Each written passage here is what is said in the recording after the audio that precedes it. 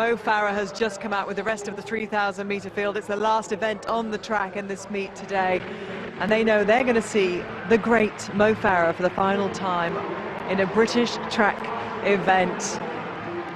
Double Olympic champion, 6 world golds, 2 world silvers, and a haul of medals, the likes of which we will have to wait a very long time to see again. We have been truly blessed to have Mo Farah racing and competing in our lifetimes, Denise Lewis. We absolutely are, and I have to say, we've been talking about this for weeks, months even, and I can't believe today it's actually happening. You know, it feels like I've been watching Mo since he was a youngster, you know, that talent that everyone was talking about, and you just wondered what his destiny would lie for him on the athletics, and as you said, just been the most decorated athlete we've ever seen.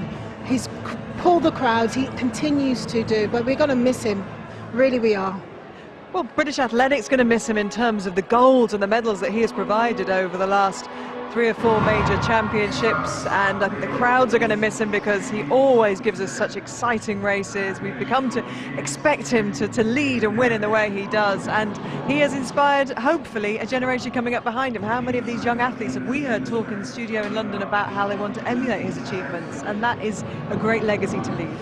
Not just what he does on the track, but everything what he does off it, you know, his lifestyle, the way his attention to detail, looking for that extra second, everything that he can pull out of himself, and it's the way of life. And if the young athletes want to learn anything, it's about how to become a champion, and that's through sheer dedication and commitment. Thank you very much, Denise. So for the final time on the track, it's over to you, Steve Cram and Paula Radcliffe, for Mo Farah's last race. Yes, a day which has finally come. Mo's last race in Britain. Of course, his last race will be in Zurich in the Diamond League final, but this is last one in Britain, and the chance for the fans to say thank you. He already, I think, had a great reception earlier on. If you weren't with us earlier when he came into the stadium in a very nice car. Let's listen to his reception now.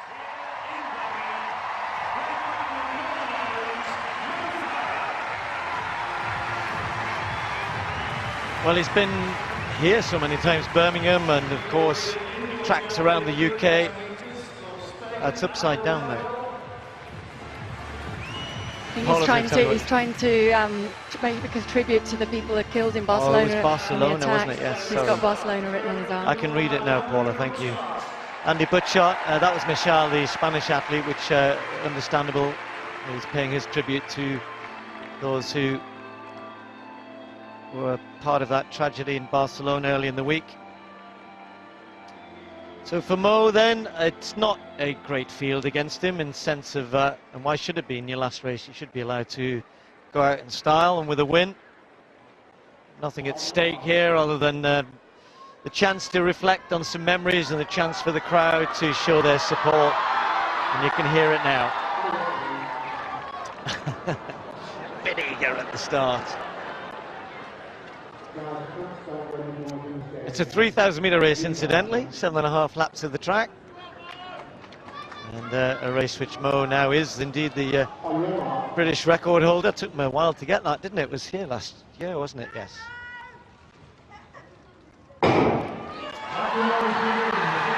It used to be held by Dave Moorcroft, and like many other records, 1,500 metres, the 3,000, the 5,000, the 10,000, the half marathon, all now belong to Mo Farah, the best British athlete over all of those distances ever.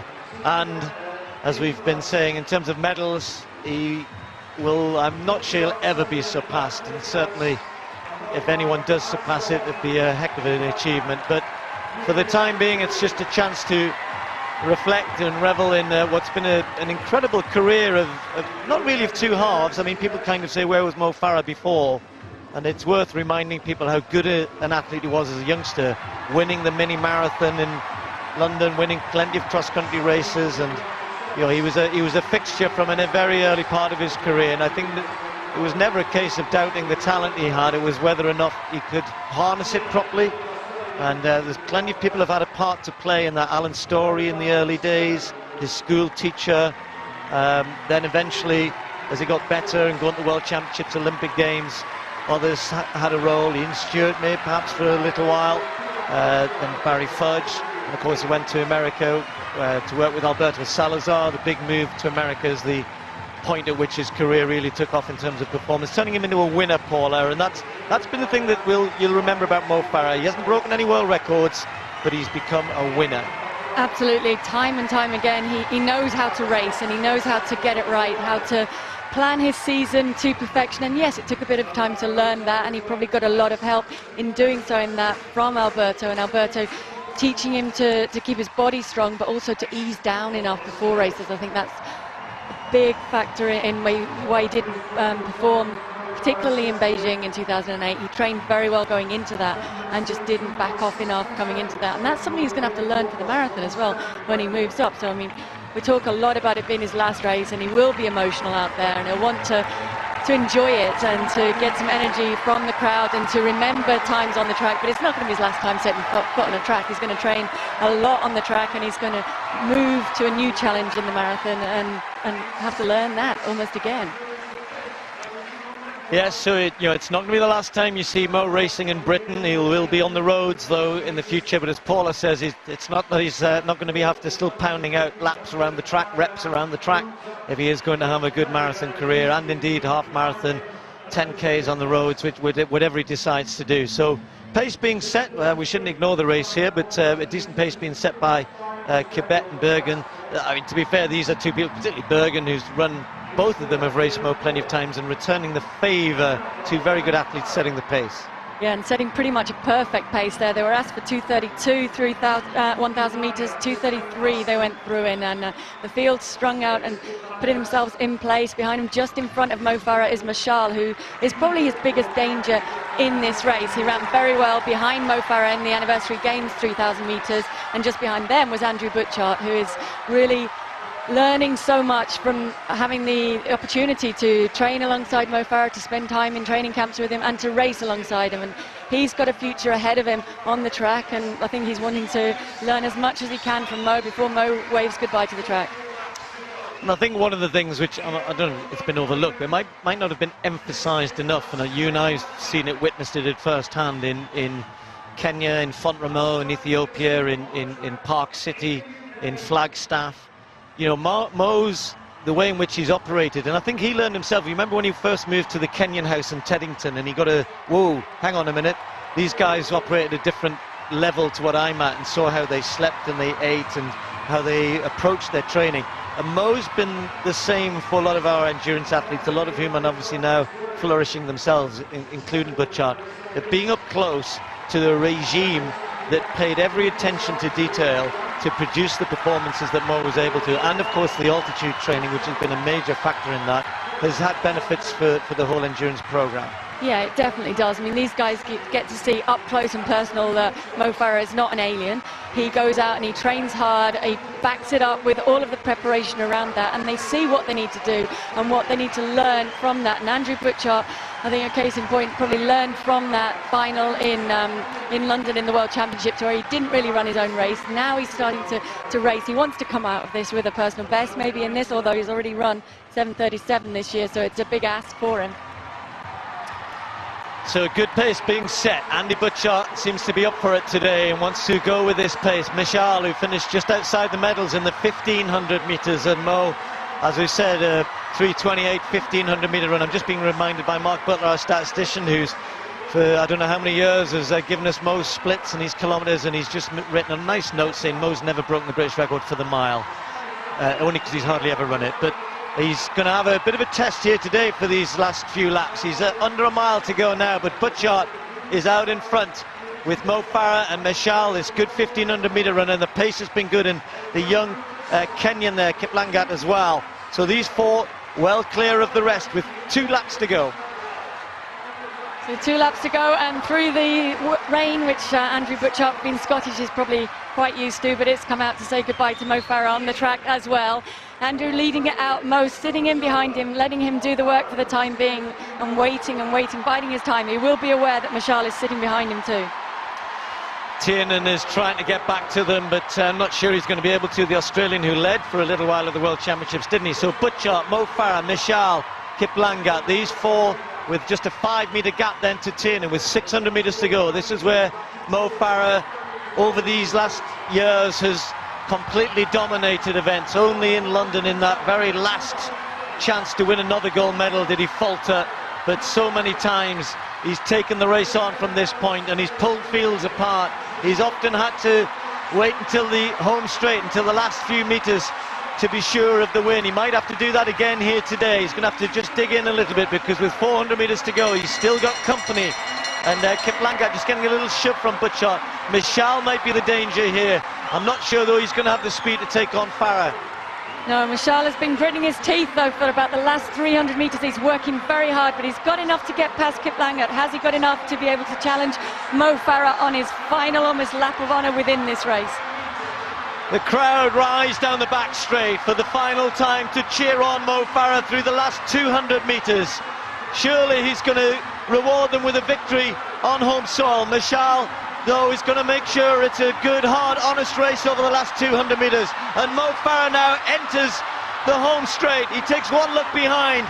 He checks there's no danger. He changes through the gears. And this is the sight that everybody has come to see. Everybody is on their feet here. The final sprint, the final chapter, the final win for Mo Farah in Britain. The winning time, 7:38.65. No gold medals today, just the satisfaction of a man and an athlete who knows that he has given so much joy to so many people for such a long time. We've been saying quite a few goodbyes this season, and this is yet another one, which is hard to make and hard to accept in terms of what he's going to do on the track. That's it. And Farah, all of those brilliant races, and you know, the gold medals that he won were all hard fought and hard won, and that's what I think endeared him to the British public and athletes around the world as well, as much as anything else. It was never as easy as it has been for some. It was always a graft, and I think I said at the World Championships, that competitive spirit of his always shone through. And there he is, draped in the British flag, as ever. Well, I'm going to hand down there in a second. It's two goodbyes, one to Phil and one to Mo. They've both been absolutely brilliant. So for the final time, Phil Jones interviewing Mo Farah. Thanks a lot, Steve, for your kind words. And Mo, what a send-off you've received here today, quite rightly so. How's it been for you? Yeah, no, it's an amazing week. Not as tired this week. Obviously last week I was a bit tired, and after the World Champs, and a little bit downtime with the family, relax. It's been amazing. It's been amazing. This is it. What were the emotions coming in today? Yeah, no, emotion was high. It's not as high as London, but one last time at home, and great support from the home crowd. Really enjoyed, and just keep doing what I'm doing. You wanted to win, of course, give him a winning send-off. As you're going round, are you taking in at all that this is the last time we're going to see you on the track in this country? Not at all. I was just trying to think about the race and how to win and who's there, and tactically try and get that right. Obviously Hassan is a strong athlete. You got that Spanish guy who finished fourth at the Worlds, and Andy Butchart took on early on. And what about these people, all these people here who've cheered you and supported you? That's amazing. This is what it's about. This is what we dream of. And it's amazing to have the home crowd and amazing people throughout my career. Just want to thank everyone who supported me and followed my long journey. We're going to see you Zurich, of course, one last track race. Then it's on the roads, Great North Run, and beyond that, marathon running. But give us a word on, try and sum up for me, even if you can, what being on the track in Britain and all you've managed to achieve here means to you. No, it means everything to me. I never dream of as an athlete to become 4 times Olympic champion, multi-times world champion. And, you know, all I would dream of, you know, as a youngster was running for Great Britain. And when you run for Great Britain, you run for, after that you compete in the World Juniors, you compete at the European Under-20, you go through a whole rank, and then you dream become an Olympic champion. You do it, and to come in and have an amazing career. And I just want to continue, see if I can do what I can do on the road without, you know, having a target on your back, without having the pressure, and just really enjoy it. Because what people forget is as an athlete, you know, it become like a, you know, something, a hobby, something I enjoyed, become a job. because I love it. I love what I do, and it's part of it. But at the same time, it's just sometimes it can get a little hard when you have so much pressure. You just can't go anywhere. But now, going to the road, it's going to be a completely new game, a new mind, and I'm excited. And so you should be. You've lived the dream on the track. We hope you continue to do so on the roads. Mo, thanks for everything. Cool. Thank you, everyone who's been great support through Instagram, Go Mo Farah, and Twitter and Facebook, and great messages, guys. Sorry I can't reply to you all, but thank you. I appreciate it. The home crowd again. Yeah, it's a shame I couldn't put on a better performance, but the crowd's been amazing, and it's nice to see your bodies after the championship. Yeah, you've learned that in the past. I know when you've been to championships, you've got to pick yourself up again, but it's different this time because you've had that medal success, and you've probably had a lot of euphoria around it as well. Yeah, definitely. It's been a strange week where we're not used to it. We haven't been world champions before, so everything that's come with that, we've got to deal with it, and it's just been amazing. Everyone's been so nice, so supportive, and it's nice to come out here and see the British crowd again. It makes you hungry for more as well, I suppose, doesn't it? Definitely.